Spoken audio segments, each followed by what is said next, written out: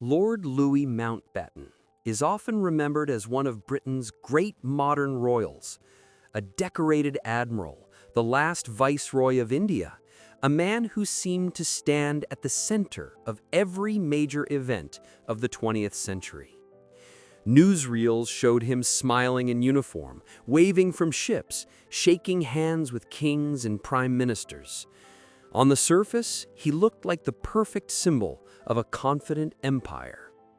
But behind this polished image was a far more complicated story. Mountbatten's life was built on enormous privilege, powerful friendships, and a royal surname that opened doors wherever he went. Again and again, he rose after disasters that would have ended the career of an ordinary officer. His decisions helped shape wars, redraw borders, and change the lives of millions of people, not always for the better. In later years, disturbing allegations about his private life and newly released intelligence files raised even darker questions about the man behind the medals. Some see him as a brave public servant who gave his life to his country.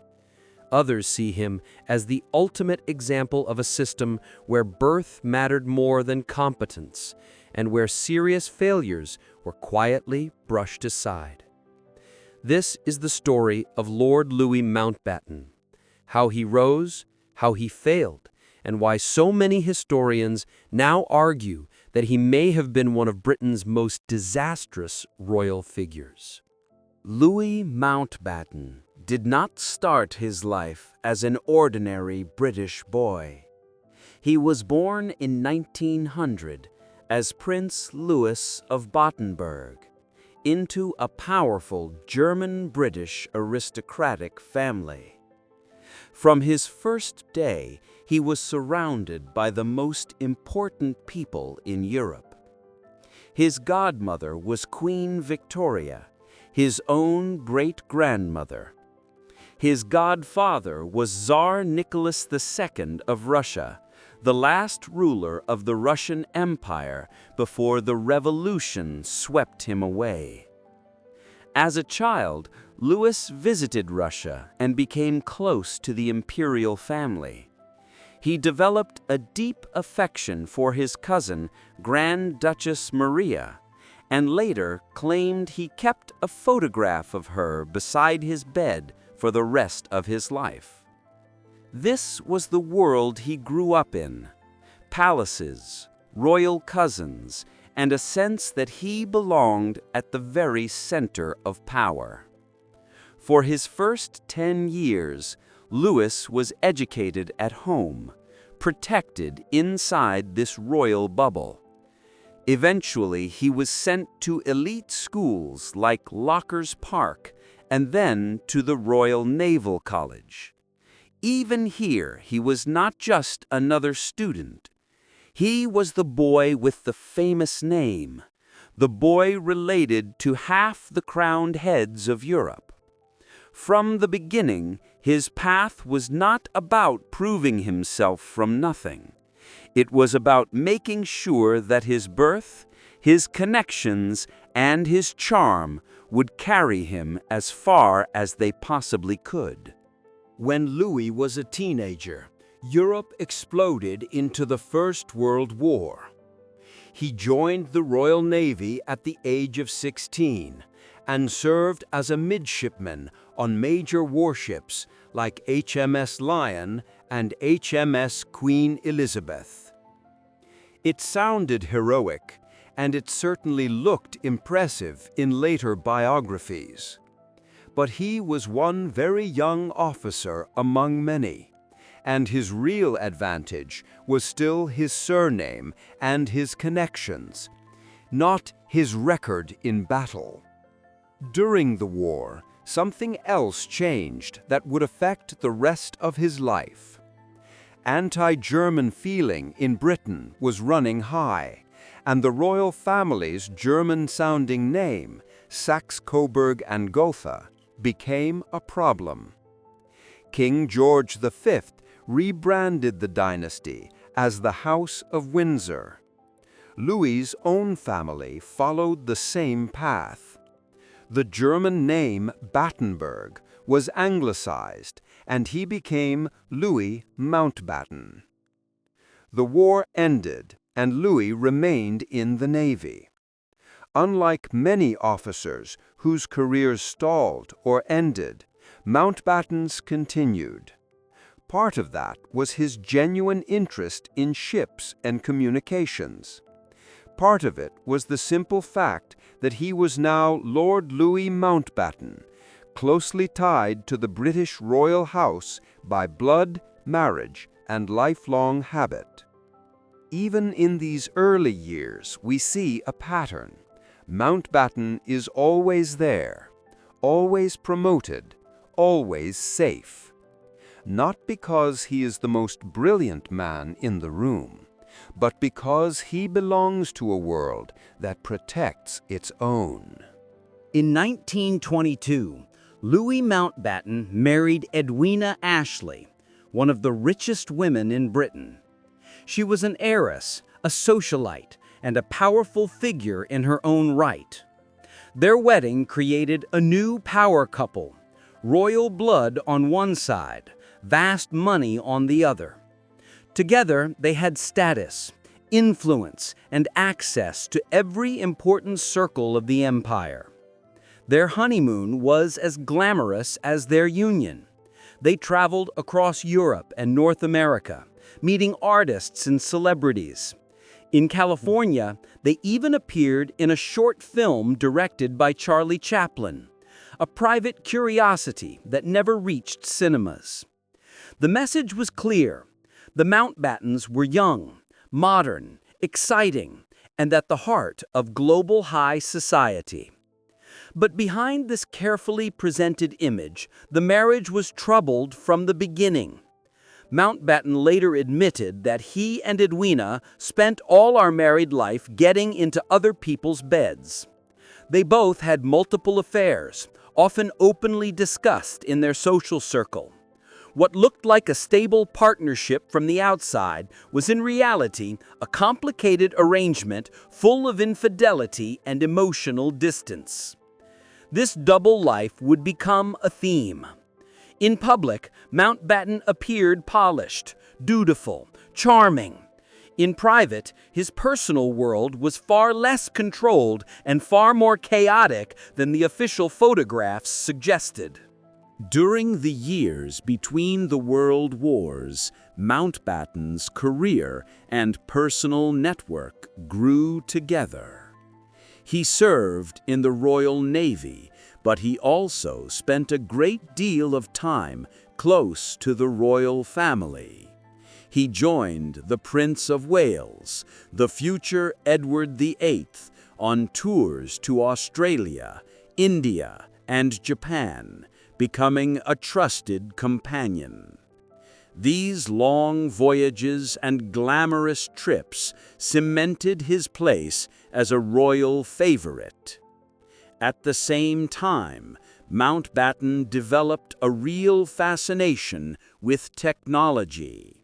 He specialized in naval communications and attended advanced courses at Portsmouth Signal School and the Royal Naval College in Greenwich. He loved gadgets, radios, and the promise of new techniques. This interest later helped him speak the language of modern warfare, at least on the surface. Yet, even when he was asked to handle serious domestic tasks, his command style could be clumsy.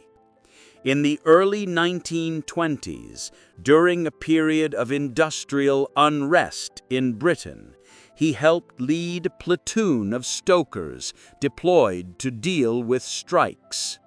Many of the men had little experience, and the operation was poorly organized. It was a small event in a long life, but it was another example of a man whose authority often outran his actual leadership skills. Still, Mountbatten kept moving up. He had royal friends, technical knowledge, and the ability to impress people in the right rooms. When the next global war arrived, he was perfectly placed to step into a larger, more dangerous spotlight. When World War II began, Mountbatten finally gained the kind of frontline command that could make or break a naval career. He took charge of the destroyer HMS Kelly and a flotilla of ships that soon became famous for daring missions. Newsreels praised the Kelly and its charismatic captain, and the ship gained a heroic reputation. The reality was more complicated. Under Mountbatten's command, the Kelly was involved in a series of serious incidents. On one occasion, he took his ships into a minefield. On another, confusion and poor handling led to a collision with another British vessel. Within the Navy, some officers began quietly referring to him as the Master of Disaster. Yet when the Kelly was finally sunk by German dive bombers off Crete, Mountbatten's public image survived and even grew. The loss of the ship was presented as a story of courage and resilience rather than of questionable leadership. Instead of being sidelined, Mountbatten was promoted. In 1942, Winston Churchill appointed him head of combined operations. From there, he helped plan raids and amphibious assaults, including the disastrous Dieppe raid in France, which led to heavy Allied casualties. Critics later argued that these operations revealed the pattern of overambitious plans, weak preparation, and high human cost. But once again, Mountbatten failed upwards. The disasters were explained away, the lessons were said to be valuable, and his rise continued unchecked. By 1943, Mountbatten had reached one of the highest commands of the war. He was made Supreme Allied Commander of Southeast Asia Command, responsible for major operations in Burma and the wider region. It was an enormous responsibility, and one that many believed he owed as much to his charm and royal connections as to his record.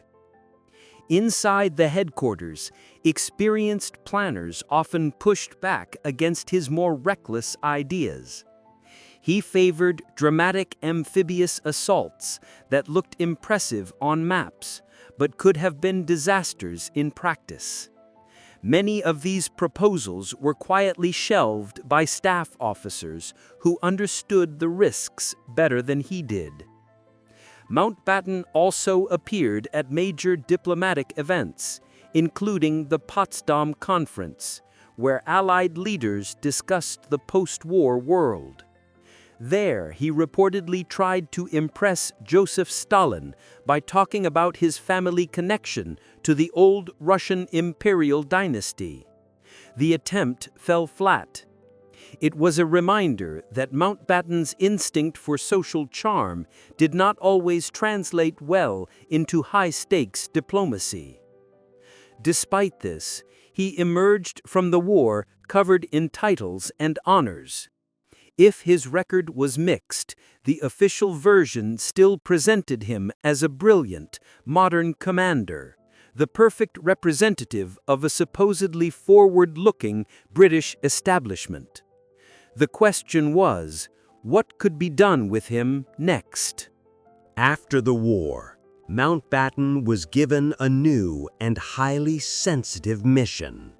In 1947, he was appointed the last Viceroy of India, charged with overseeing the end of British rule and the transition to independence. It was a task that would have tested the very best statesmen in the world. He arrived in a country already on the edge of crisis. Communal tensions between Hindus and Muslims were rising. Riots had broken out in cities like Delhi, Bombay, and Rawalpindi. British officials knew that whatever happened next would shape the future of the entire subcontinent. London's instructions to Mountbatten were complex. He was told to do everything possible to avoid partition and keep India united, while protecting Britain's image as it withdrew. His advisors on the ground urged a slow, careful handover of power, giving time to create stable institutions and secure borders. Mountbatten chose a different path. Convinced that delay would lead to civil war, he decided that speed mattered more than preparation. The original target date for independence was June 1948.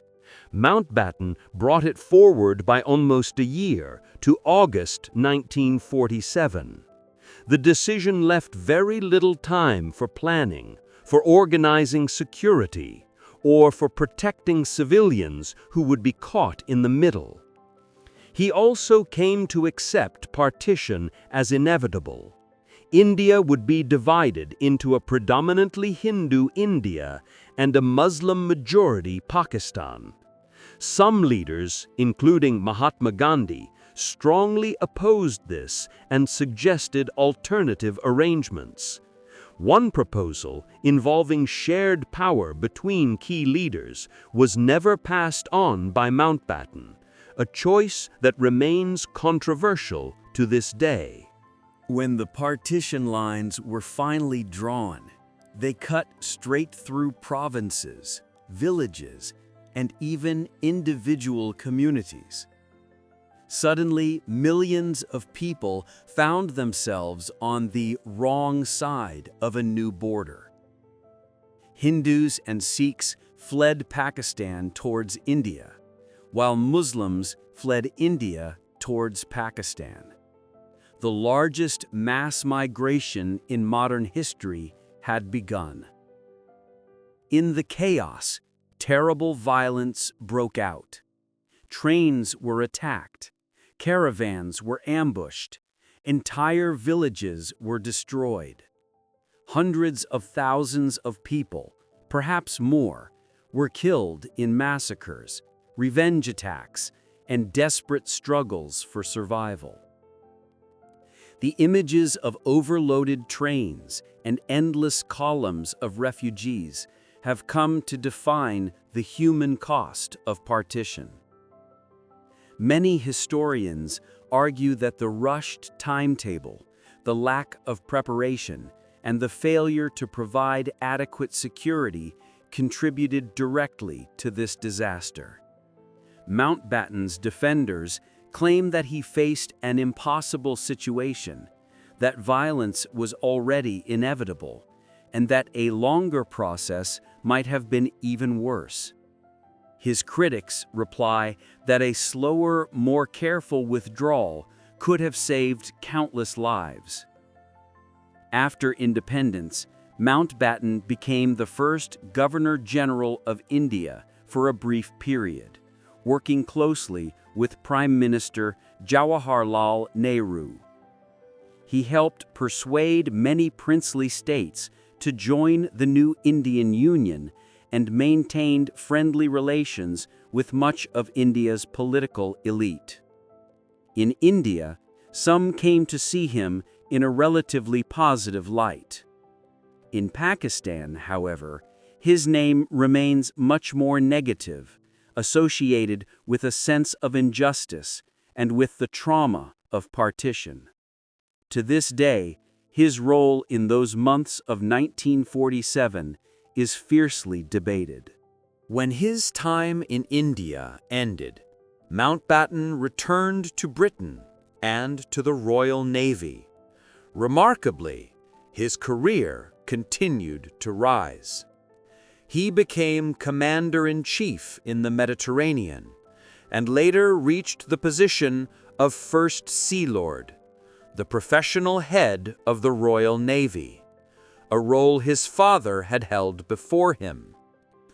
Eventually, He served as Chief of the Defense Staff, the top uniformed role in the entire British Armed Forces. To his supporters, this was the natural trajectory of a gifted leader and modernizer. They pointed to his energy, his enthusiasm for new technology, and his ability to inspire loyalty in many of the people who worked under him. They saw him as a man who had always stepped up when his country needed him. To his critics, this was the clearest example of a deeper problem. Mountbatten, they argued, had been involved in numerous disasters, naval mishaps, failed raids, a rushed and bloody partition. Yet each time he emerged with more honors, more influence, and more power. They saw a system that rewarded charm, connections, and social position, more than judgment, caution, or results. During these years, Mountbatten also played an important role within the royal family. He became especially close to the young Prince Charles, who saw him as an honorary grandfather and trusted advisor. He advised him on relationships, on duty, and on how to balance personal desire with royal expectation. Advice that would later be debated heavily in light of Charles's own complicated private life. In public, Mountbatten looked like the perfect elder statesman. In private, however, the shadows around his name were growing darker. As Mountbatten grew older, his personal life continued to attract attention. After Edwina's death in 1960, he was known for having relationships with much younger women, including celebrities. Their open marriage and long history of affairs had always been part of elite gossip, but rarely discussed openly in official accounts. More serious accusations only came fully into view decades later. In 2019, declassified FBI documents revealed that American intelligence had collected rumors about Mountbatten as far back as the 1940s. One informant described him and Edwina as people of extremely low morals, and claimed that he had a sexual interest in young men and boys. Other allegations, reported by some journalists and biographers, linked his name to abuse claims connected with institutions such as the Kincora Boys' Home in Northern Ireland. These remain allegations, and some people close to Mountbatten have denied them strongly. There has never been a criminal trial that fully tested these claims, but they have permanently changed the way many people view his legacy. In the 1970s, Mountbatten spent much of his time at his holiday home on Mullaghmore on the northwest coast of Ireland. The scenery was peaceful, but the political situation was not. The conflict known as the Troubles was raging, and for the Irish Republican Army, Mountbatten was not just a retired old man. He was a symbol of British rule and a famous royal target. On 27 August 1979, IRA member Thomas McMahon planted a bomb on Mountbatten's small fishing boat. The next morning, Mountbatten went out to sea with family and friends. A few hundred yards from the shore, the bomb detonated. Mountbatten was killed instantly, along with his 14-year-old grandson and a local 15-year-old crew member. An elderly relative died of her injuries shortly afterwards. His death shocked Britain and the wider world. It was condemned as an act of terrorism, but it was also a brutal reminder of how deeply the legacy of empire and conflict still shaped people's lives. Today, Lord Louis Mountbatten remains a deeply controversial figure. Some remember a brave officer and modern royal. Others see a man who burned brightly because he was constantly shielded from the consequences of his own mistakes, and whose private life was far darker than the public ever knew. In the end, his story forces us to ask difficult questions about power, privilege, and accountability, and about how history should judge those who seem to succeed, even when the people around them pay the highest price.